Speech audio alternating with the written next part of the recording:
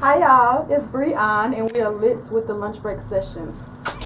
Introduce you to the realest. All the haters hopping on my collar, bitches, big ticks. And you know I pop wherever I go, I'm a stiff bitch. PSA to all these broke niggas, I get real checks. Yeah, I'm a boss bitch, I come with welcome to lunch break sessions. How you doing? What's up? I'm good. Good, how are you?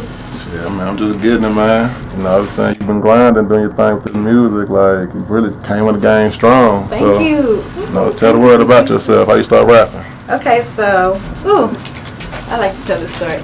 Okay, so I used to do clothes like a year ago. So I did graphic tees and dad hats and stuff like that. So I wanted a way to, I'll say, promote my brand as far as like, you know, my clothes. So I wanted to make jingles. You know, on the Jamie Foxx show, yeah, he was like the jingle maker. Like that was his job. Like he made jingles and stuff. So I wanted to make commercial jingles, I guess, like for my brand. So I started making raps, and then I was like making raps, but it wasn't pertaining no shit to any of the clothing. Like I wasn't making no raps about clothes. Like I was just straight making raps. So I sent them to like my friends, and they was like, bro, just go hard, bro. Like keep making more. And like even before that, I do poetry. Like I used to do poetry in middle school and high school a lot. Like that's my first love. So I guess it's not that rap came easy, but you know, like it's like second nature kind of. So I guess that's why I was digging it so much. But you mean you're a big writer then? Yeah, I love to write. Like that's what I went to school for. I went to school for writing and, you know, communications and stuff like that. So I love to write. So Texas A&M, right? Yeah, I went to Texas A&M. I ain't graduated. I'm a college dropout, but I did go. You know what I'm saying? So after I came back from school, that's when I started doing my clothes and stuff. I went for 3 years. Oh, so I mean, you did your thing. Yeah, I did my thing. Like I know the college life type thing, but that's when I was doing my clothes and stuff when I came back. And then after I started, like, you know, making rhymes and stuff, that's what I've been doing. Like, I've been in the studio all the time. I love it. Like, I love it so much. Like, it gives me this feeling that I can't describe, you know, making music. Like, taking my feelings and putting it on paper and stuff. So I really like that. So this is just what I've been doing. I figure if I want to do something with my life right now, do something that you, like, love to do. You know what I'm saying? So that's how I started. Are you still doing the clothing line thing? Well, I want to do merch and stuff, but I want to incorporate everything. I'm not trying to do everything at the same time. Like that was one of my big issues because I can do a lot of things. I like to be a jack of all trades and stuff, but I want to master something first and then move on to something to master that. So when I start doing my rap and stuff, I want to incorporate merchandise and all of that stuff. Like I have so many ideas for clothes and fashion too. Like I want to do that, but it's step by step. So I'm taking everything step by step. What's the name of your brand? I have a brand. It's called Warning Label. I already copyrighted it and everything. So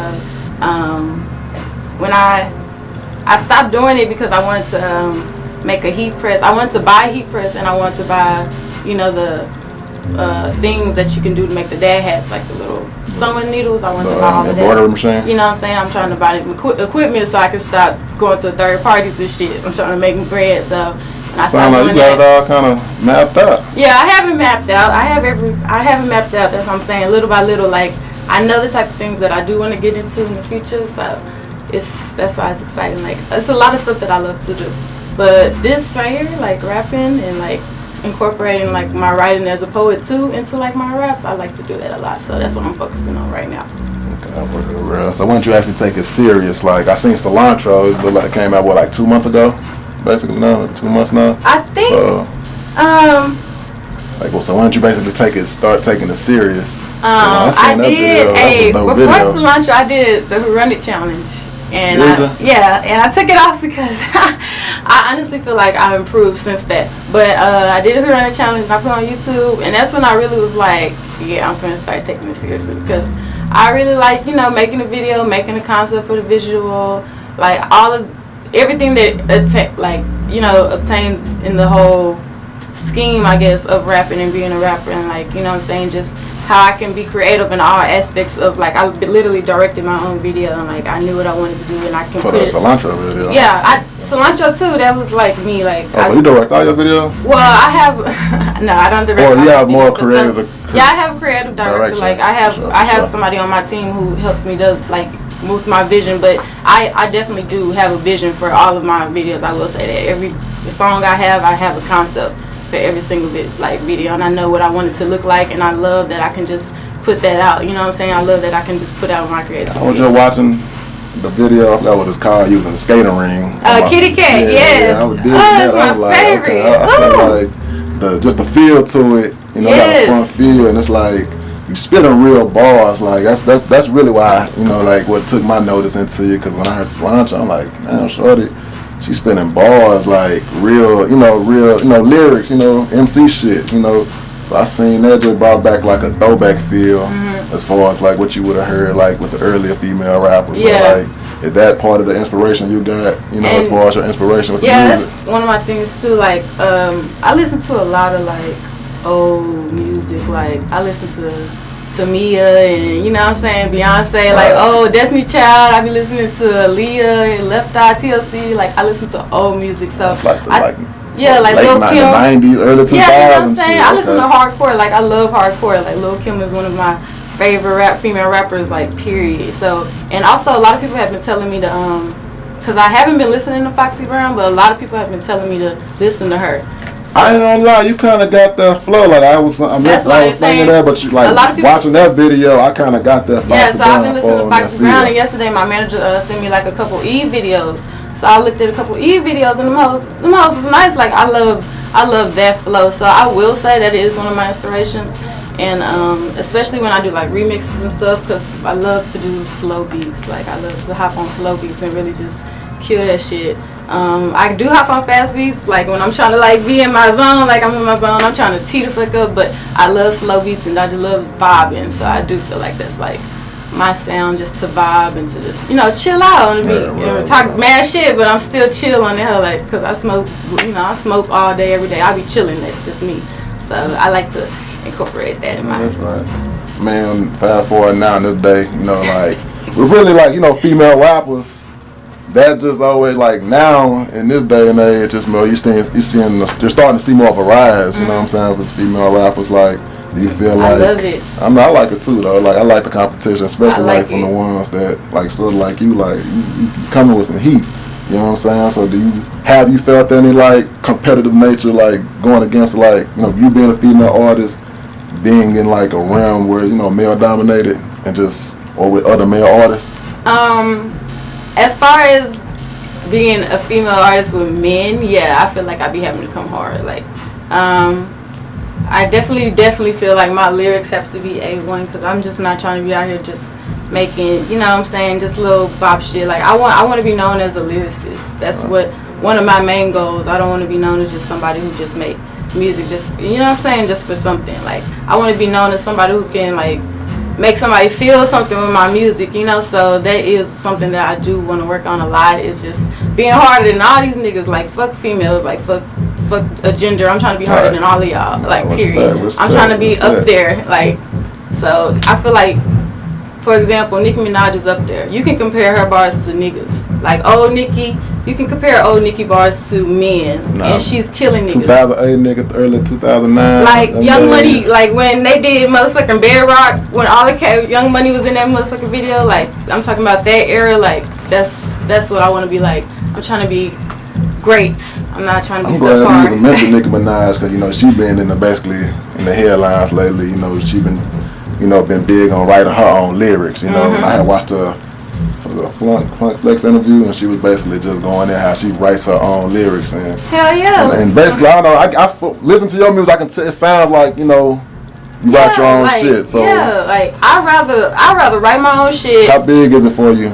Esther, right now, your it's own huge lyrics. for me. Like, I'm okay with like a hook. You know what I'm saying? Somebody write me a hook. I'm okay with that. But as far as my verses and like me, like my bars, I'm writing my shit. I'm perfectly okay with writing some shit, that shit being trash, and you telling me to start the fuck over. No, that shit's trash. Rather than somebody just being like, nah, I'm just gonna write you. Like, the fuck, no.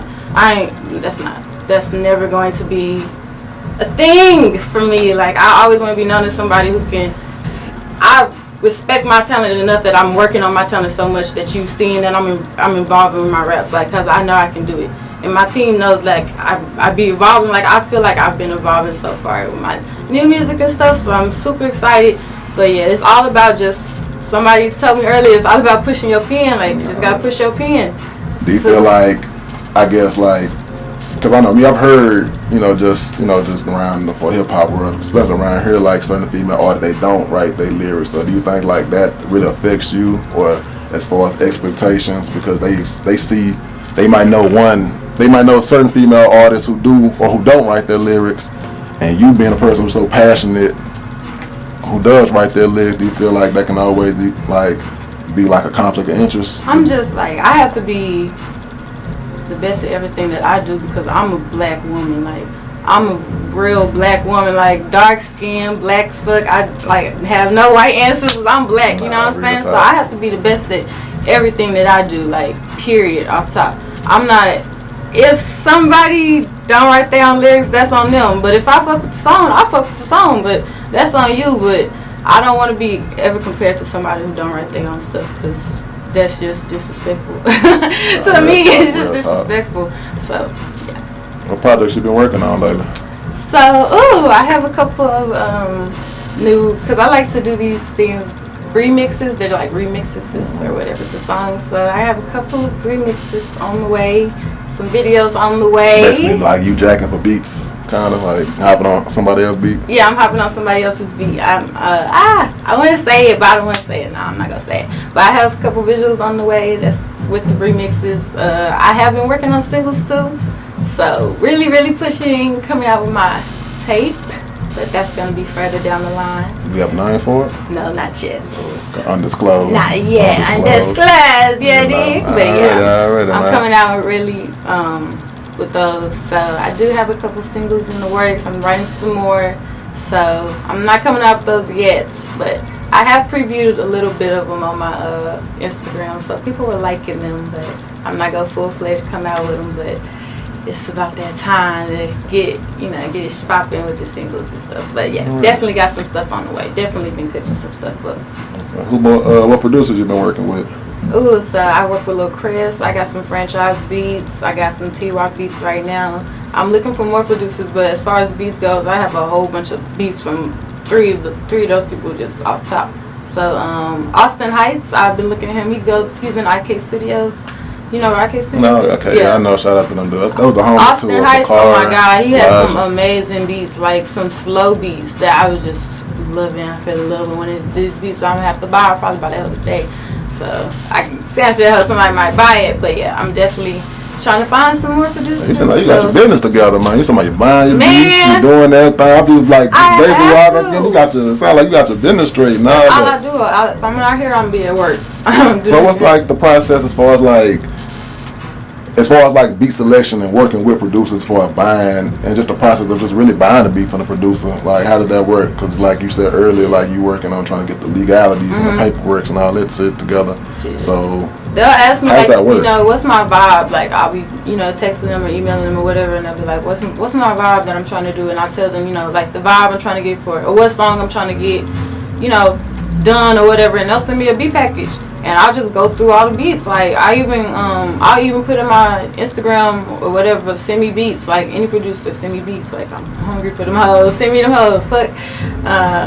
So I'll just go through them. If I like it. If I don't like it. But I have to, like, really feel the hell. Like, for me to buy it, I have to really be like, oh, shit, this will go hard. Because I get so many beats to choose from people. So I guess I'll like freestyle on it, like to see like what kind of flow can I do to her, and then if I feel like I can do so many flows to her, I'll buy it. So I have a lot of beats like that haven't even hopped on yet. Sign like a contract agreement or like? I lease them. Okay. So some I buy and then some I like lease. And all the ads could like, the whole it's a tug of war with beats and all with producers and all this when it comes to beats. You know what I'm saying? Like you might have a producer may give, like you say, leasing beats. So it's like they may lease you that beat, and 4 other artists might have that same beats, and like it's like who really gets that beat if let's say your track just blows up.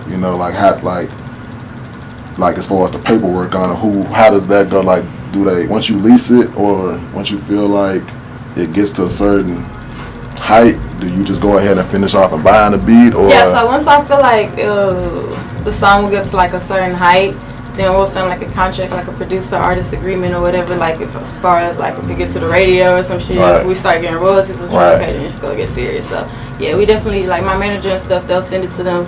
So definitely have to get the legality portion of it off. Artists, get your business together, man. Because I'm not trying to be out here like, you know what I'm saying, looking rich and it's not. It's never. I'm not. That's one of the things that I'm not trying to get ripped off.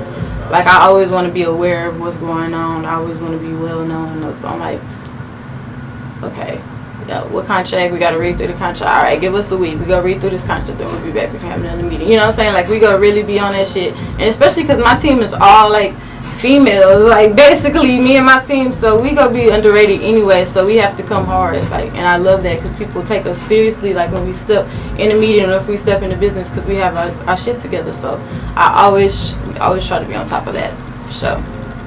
Real. I think you're my first female that I've interviewed. So, real low key, this is really a legendary interview. Hey. Like, you know what I'm saying? So, shout out to you for that, and I appreciate you. You know, so I just had to throw that up in there. I'm sitting there thinking, like, I don't think I've interviewed any female artists. Hey. You know what I'm saying? So, you know, it's big ups. You know, it's definitely history. one for the books. You know, for real. So, I just got to get an insight because, like I say, like the female rap industry or the female rappers and female MCs is just becoming such a hype, you know, like, and I don't think a lot of people are aware personally. It's just like, you know, we see the average, you know, all the rappers, they male, so we see that point of view, but people don't really see the point of view from female artists, or it may be like a what's the word I'm looking for, like a butch point of view, because they may see one perceived vision of one artist, not knowing there's different, you know, versatile artists out here doing the same thing as far as hip hop, but they in their own lane, you know. So, man, just big ups to you, man. Real talk. Like, I just gotta say salute you to everything that you're doing. And I think as far as females too, like, it's just so many different females that rap differently, and they just have different sounds. Like, females are so creative. That's why I'm just so big on how many females are rapping now. Like, I love it because they just really be eating that hell, like, especially in Dallas. So I'm definitely big on that, like, being different styles, unique, being yourself. It's just one of them. Are you up to working with, you know, any of the female artists, or have you worked with any of the female artists? No, I haven't worked with any of them yet, and I'm not trying to work. I'm just trying to find, you know, my sound right now. Like, that's my thing right now. I'm just trying to improve right now my sound. I have been talking to, of course, I've talked to them, and we've talked about, you know, working with each other and featuring with each other, but I just think that's in the future, and I am just working on me right now. So I think that's the plan until I get to the point where I know, like, my flow on any track. Okay, I can just hop on this track and I know how I want to sound off the bat. You know what I'm saying? That's where I want to be when I work with somebody. It's a personal thing. It's not nothing for nobody else. It's just a me thing.